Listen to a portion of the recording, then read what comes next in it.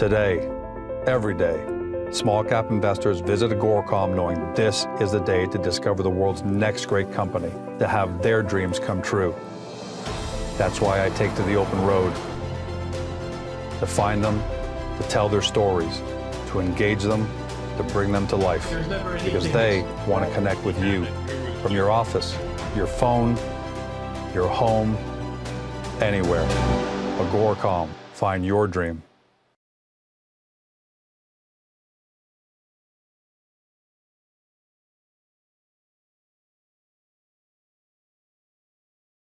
Welcome to Beyond the Press Release, a production of Agoracom, in which we take the time to speak with small cap executives about recent important news at their companies.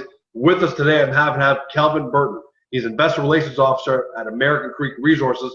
The company trades on the TSX Venture Exchange under the stock symbol AMK. Now, for those of you who are new to the story, American Creek is a precious metals exploration company, but that's where the similarity to almost everybody else ends, because they've got an impressive portfolio of high potential gold and silver projects in British Columbia. These include properties in BC's prolific Golden Triangle, one of the richest areas of mineralization in the world. They lie within the same system as Seabridge Gold's KSM and Pretium's Brucejack properties that lie immediately to the southwest. More than just lip service, because you know at Agoracom we love third-party credibility and third-party validation. They've got joint ventures on two of the projects with none other than Walter Storm, the man who helped finance Osisko up to its multi-billion-dollar sale. In the area now where they're at, there's been over 130 million ounces of gold, 800 million ounces of silver, 20 billion pounds of copper delineated within the same system. The company yesterday announced, I got to read the headline, so pardon my reading. American Creek reports on Treaty Creek drilling up to 337.5 meters of 0.76 grams per ton of gold, including 124.5 meters of 0.98 grams per ton of gold. Those are monster numbers, but we want to hear it from the man himself. Kelvin, welcome back. George, great to be here with you. And boy, have we got some exciting stuff to go over. Yeah, the numbers speak for themselves here, Kelvin. Take the mic. How big are these numbers? Sure. As you pointed out in your introduction there, the whole Golden Triangle is very rich, but we sit in the richest part of it. This drilling backs up what we've thought all along and known all along, that it's part of the same geological system and has similar potential to what's next door. This year was really key. The results that you just mentioned there are one of many, many drill holes. In fact, we had 27 drill holes on there, and they're returning fantastic grades. What's really exciting about the grades that are coming out this year is that this has been drilled 2 years prior, and we had a background of about 0.7 grams per ton gold over long intervals between 200 to 300 meters.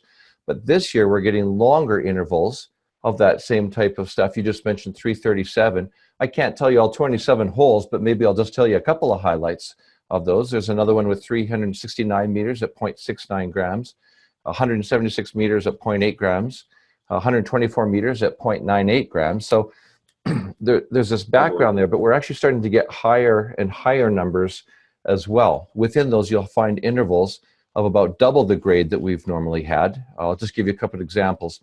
149 meters at 1.78 grams per ton, 115 meters at 1.31 grams, 90 meters at 1.21 grams per ton gold, 70 meters at 1.47 grams per ton gold. And then there are intervals within the longer ones that we've already mentioned where the grades actually start to get up to 3 to 4 times as high. So 43 meters at 1.81. This one here, hole 26, was drilled near the end of the season, and we came across 59 meters at 2.84 grams per ton gold, about 4 times the average of what we're getting. Another one here, 39 meters at 2.38 grams per ton, 10 meters at 2.9. It just goes on and on. I can't list them all. But Kelvin, tell me something. To put this in perspective. When you guys got these results and you're looking at them for the first time, give us the opportunity to be the fly on the wall. What was the reaction from everybody seeing these numbers? Because that's what really tells a story, because all geology and data numbers Right. aside, how excited were you guys Right. when you guys saw these numbers? You know what? Really, everyone in the whole process, going from the geologists who were actually working there, the guys working on the resource calculation, which is coming up, to everyone in our office here, pretty amazed at what's there, because I guess at the end of the day, you don't know till you drill it. We had suspicions that this was going to look really good, but until you actually get it, you don't know. And we're really thrilled about that, because we know that we're just scratching the surface here. What's really amazing about these, George, is the fact that, you know, compared to our neighbors who have phenomenal results, in fact, one of them going into production this last year is, you know, they're about a good 12 years ahead of us here. We're just scratching the surface, and yet we're already starting to get some of these great intervals of higher grade gold, which really make a big difference when it comes to being able to produce something. Let me ask you to comment on the following, and pardon me for everyone at home for my read, but I'm going to read an excerpt from Walter Storm's quote.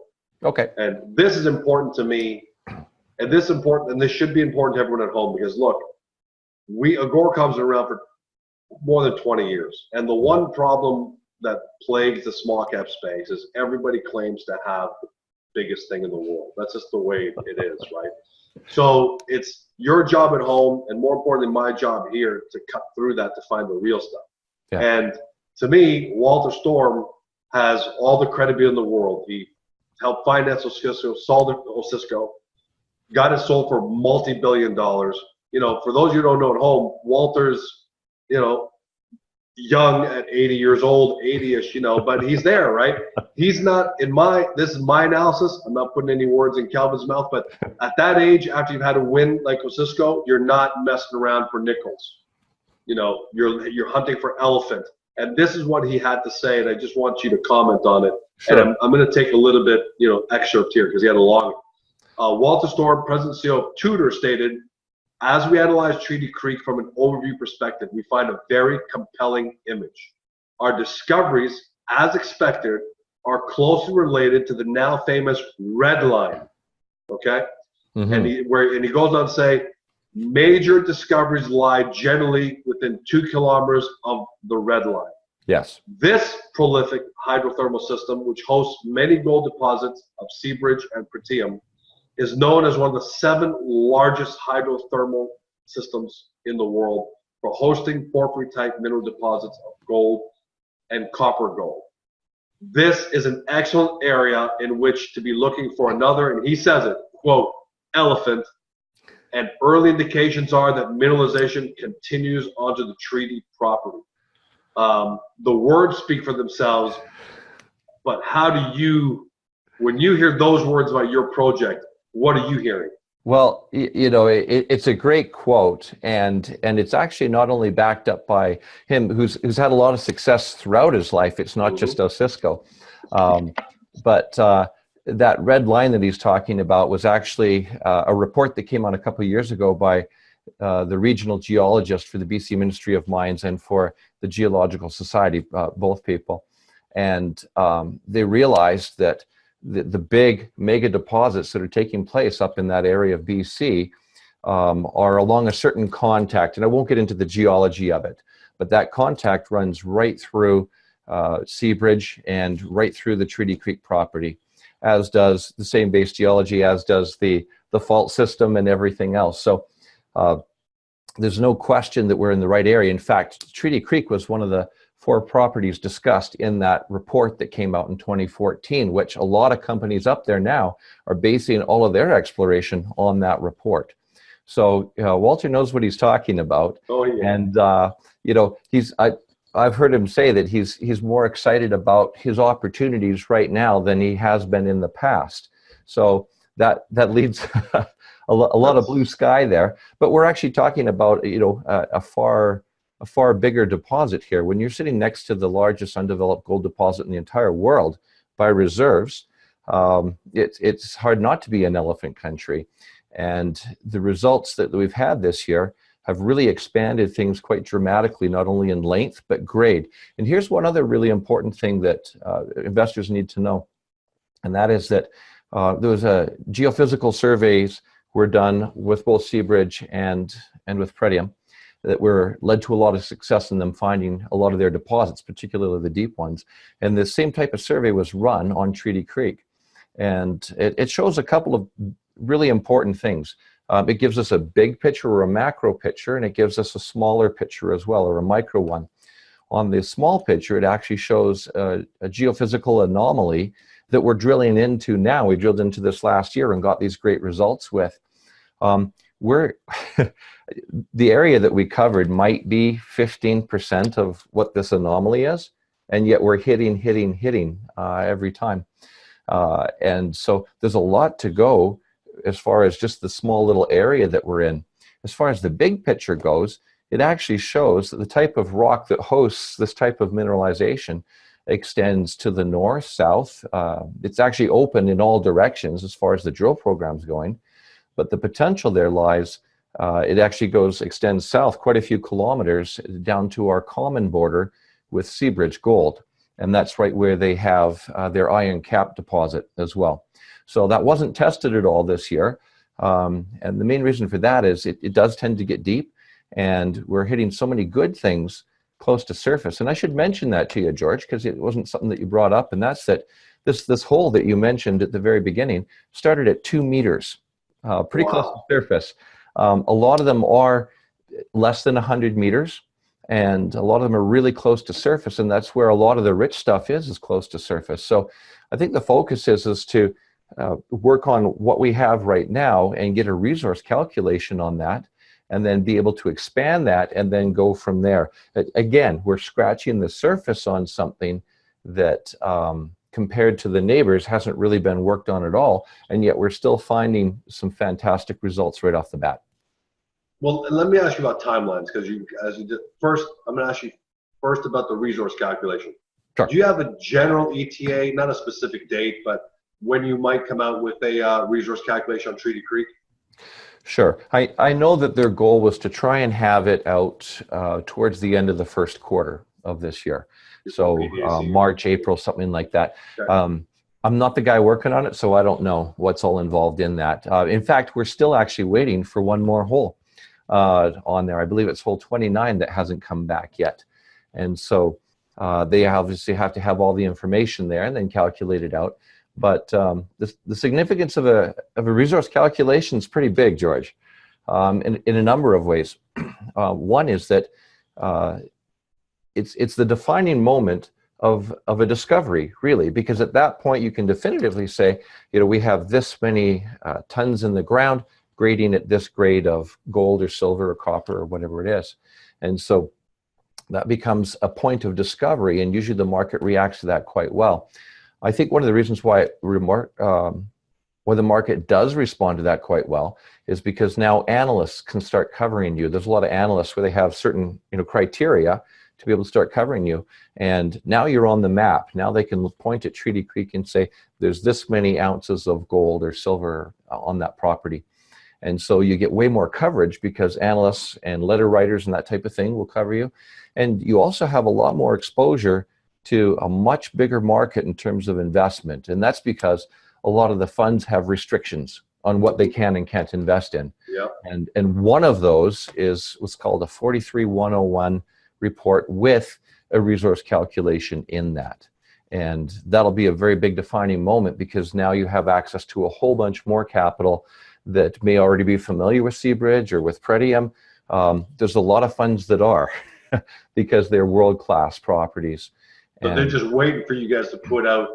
Yeah. Is it safe to assume, or am I jumping the gun here by saying there are a lot of big funds that potentially know what you have, they know what Walter's doing there, they know the results. They're just waiting for the resource calculation so that they can actually start to buy into this company? Well, my guess is they have done some research and some due diligence and have certainly looked at it. And my guess is that with a lot more coverage coming once we have that resource calculation, they'll be well aware of the fact.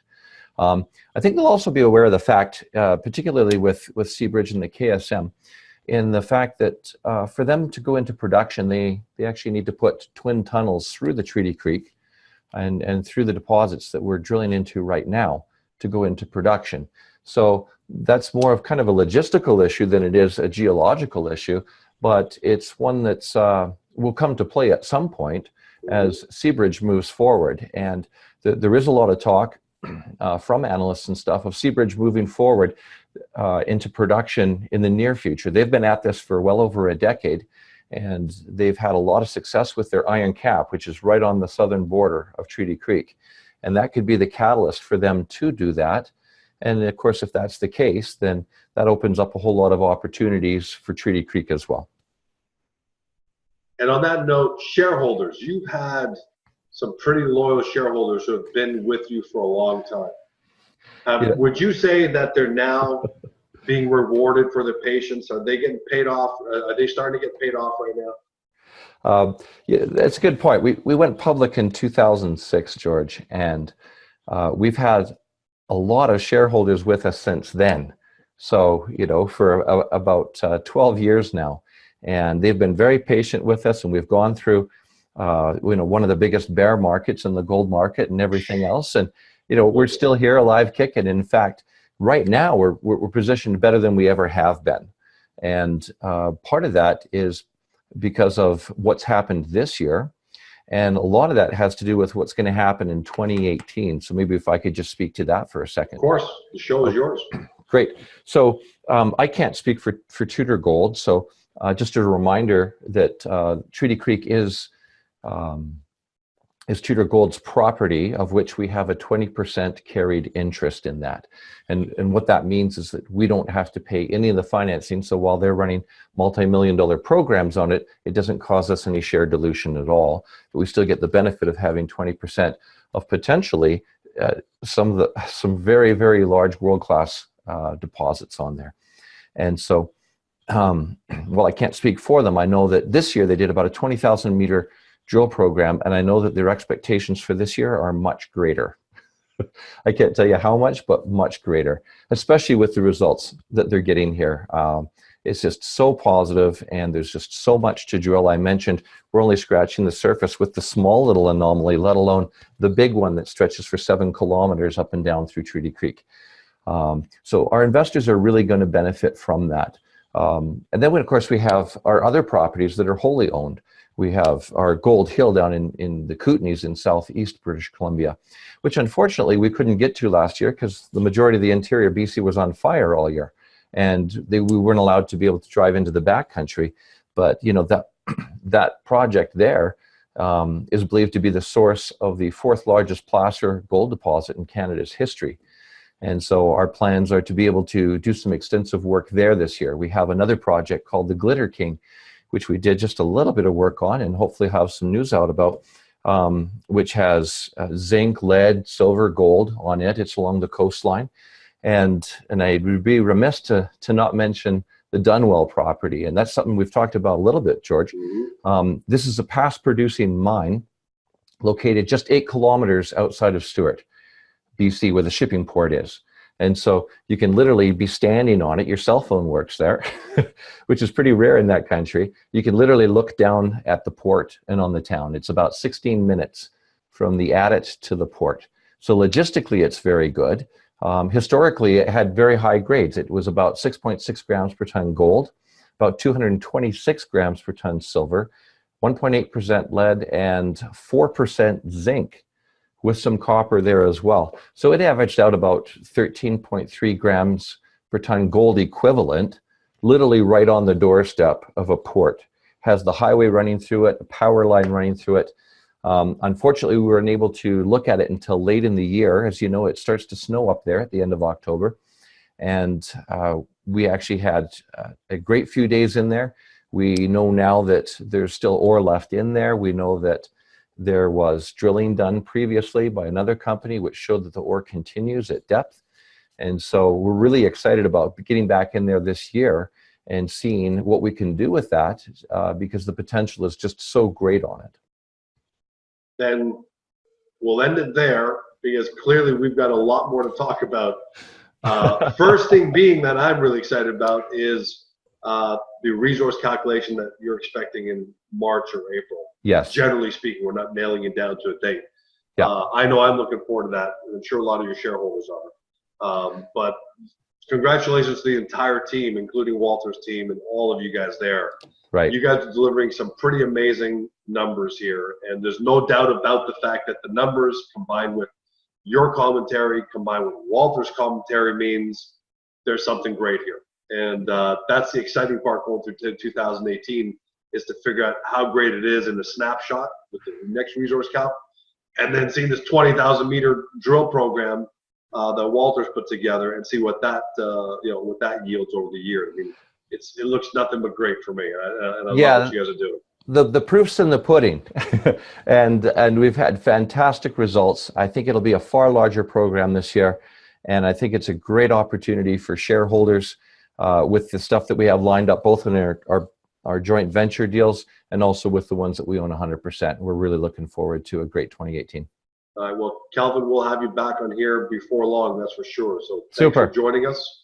Congratulations to the team. Make sure you give, on behalf of everyone here at Agoracom and everyone watching, I think everyone says hats off to you guys for not only what you're able to pull off today, but I've said this in the past, the fact that you guys survived during the darkest, blackest period of the small cap resource market, and now you come out here on this side. All of us as shareholders have a lot to be happy about, and you guys have a lot to be proud of.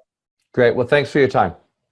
Thank you, Kelvin. You've been watching Kelvin Burton. He's Investor Relations Officer at American Creek Resources. The company trades on the TSX Venture Exchange under the stock symbol AMK. If you want to know more about the company because you're just discovering it, get to Agoracom, punch in the company's name or stock symbol, get into the profile section, see everything about the company, neatly summarized for you, plus links to the company's website and appropriate places for you to do more due diligence. Also, you're going to find a lot of the interviews there that we've done over the years with Darren and some with Kelvin as well, and those are great to watch in order to give you even more color. Thanks for joining us, everybody.